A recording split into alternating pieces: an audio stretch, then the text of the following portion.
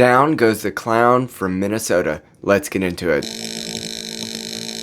Bombshell news, ladies and gentlemen. Governor Tim Walz expected to drop bid for re-election amid Minnesota's Somali fraud probe report. Nick Shirley has just ended the political career of one of the most powerful Democrats in America. Again, the Democrat Party wanted to make this man the second most powerful man on earth. Let's read. Before we get too deep into it, my name is Casey and I have been a husband, father, and therapist in the great state of Ohio for more than a decade, and I have seen my father's family in the great state of Minnesota live through the decline of the office of Tim Walz, who said he wasn't going to rerun for election as governor in 2026. If you would like a future of faith, fatherhood, and freedom in America, please join with me, like, share, and subscribe. Before we get in, let's look at what the Daily Wire has to say about the reign and rule and ouster of Tim Walz.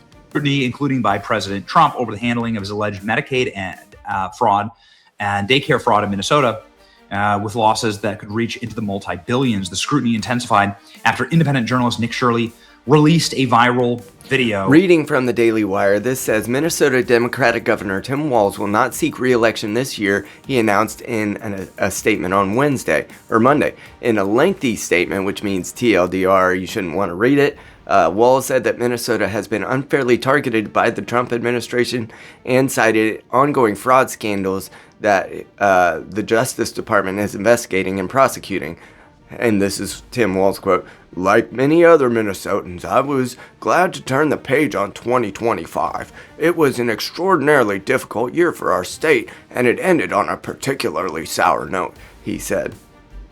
For the last several years, an organized group of criminals has sought to take advantage of our state's generosity, and even as we make progress in the fight against the fraudsters, we now see an organized group of political actors seeking to take advantage of the crisis, Walz added.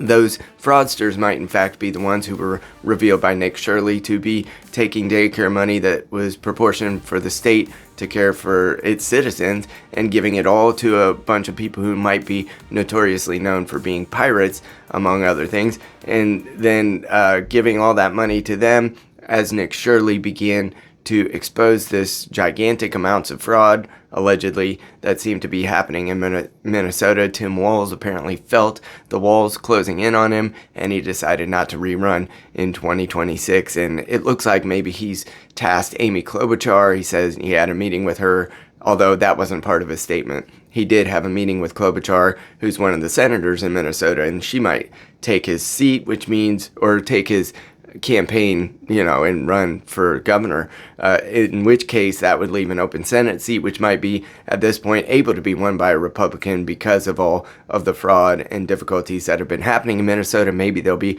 prepared for some differences in governance.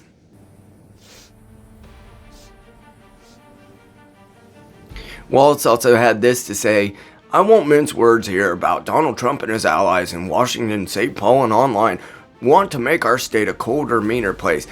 If you've ever been to Minnesota, it's exceedingly cold. I went there for my grandfather's funeral in 2018, maybe, and it was about 10 degrees, and that was on a good day.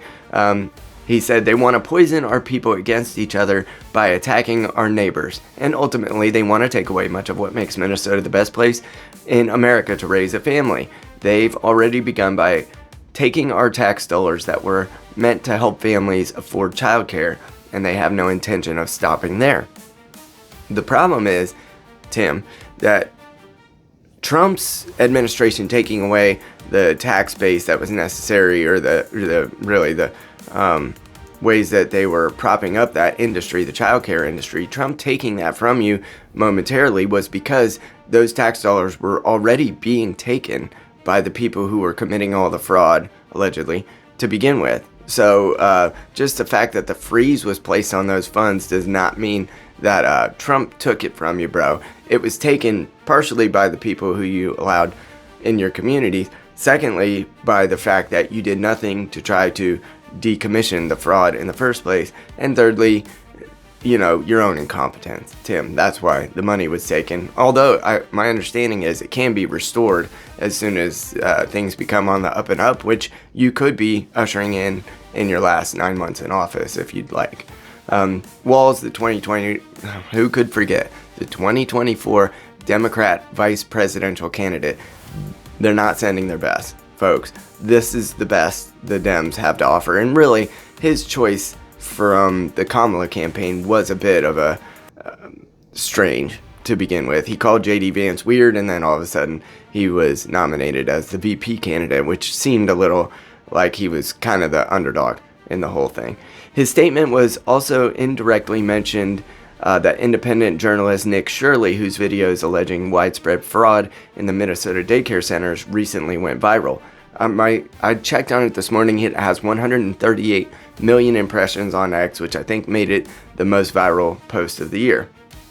We've got conspiracy theorists, right-wing YouTubers breaking into daycare centers and demanding access to our children, Walz said. Now, I saw some of the video that Nick posted, and he's just asking to register children in many cases, or trying to just visit some of these businesses in which most of them didn't appear to be in good working order, and that's part of the journalism, you know, that CNN might want to try it every once in a while. The Daily Agenda reported Sunday evening that Walz met with Senator Amy Klobuchar, and the New York Times reported that she may run for his place for governorship in 2026. Walz has already served 2 terms as governor, and the potential move comes as Minnesota also faces an open Senate race in November, a scenario that could open another Senate seat if Klobuchar runs. Lieutenant Governor Peggy Flanagan is currently running in the Democratic primary, blah, blah, blah. On the Republican side, the MyPillow founder, Mike Lindell, is running, which is insane. That guy, he's made the most out of a pillow. You know what I'm saying? Because that guy has almost no business being in politics. But he sure, you know, Mike Lindell, credit to him. I think he's a patriot. I think he's wild. I bought a MyPillow. It's decent. You know, it's for my wife. But in any case, he's making the most out of some stuffing inside of a cloth sack. So good for him. The bottom line is this.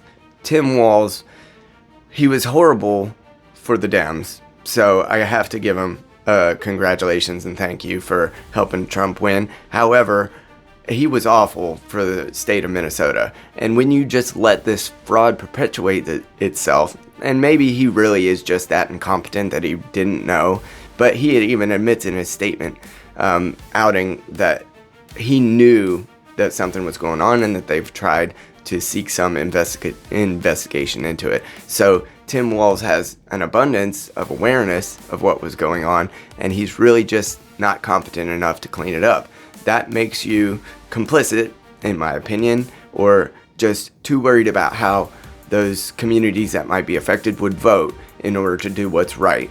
And that's where the will of the people amalgamates into a mob rule. And that's what's unfortunately happened in Minnesota, is that the mob has gotten together, and because certain parts of that community in the Democrat side are too big to overthrow, then the state is just doomed into this spiral of worsening and worsening fraud or just incompetence. And it really all started in 2020.